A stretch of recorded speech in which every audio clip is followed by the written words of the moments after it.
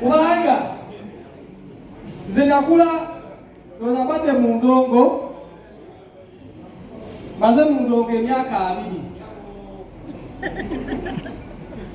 nga mpulira UPRS kale abayimbi tulya buwulizi UPRS naye okulaba nga leero nze ayimiridde wano agenda kwogerera UPRS kyewuunyisa nnyo. UPRS abaddewo abakadde badde nsaba bajjo bayimireko abantu abalabeko, kubanga bano abaliwo bonna bapya. Mukulu Tone wayanjudde ekintu kino naye tewayanjudde, tewakirambuludde bulungi. Lwaki oli wano? Mukulu Tone waliisa aba Standby Promoters abeegasse wamu ne UPRS nabo ne bajjako wano. Kuba ekintu kino abantu abandi wano tebakitegedde bulungi. Bawulira UPRS ate bala Standby Promoters. Mwakitegedde bannange abali eyo? Temwabitegedde.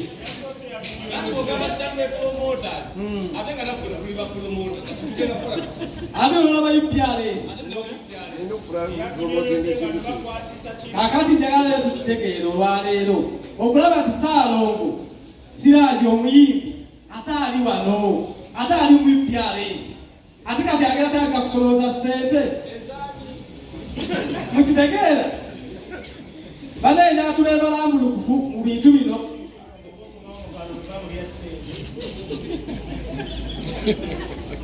Tugenda kupya kampeyini tusooke tudde ku kino. Ate mwami boogere lwaki ali ku layini eyo yalibadde mufya mwami boogere kyekyo kindeese okwogerako, kubanga ne Mukulu Tone ali wano takola mu UPRS. Temwewuunya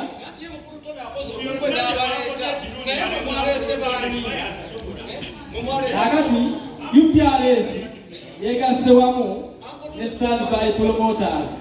Wa UPRS ebadde esolooza ssente naye nga nezituuka ku bayimbi, ng'abayimbi bakompeninga tebafuna ki ssente.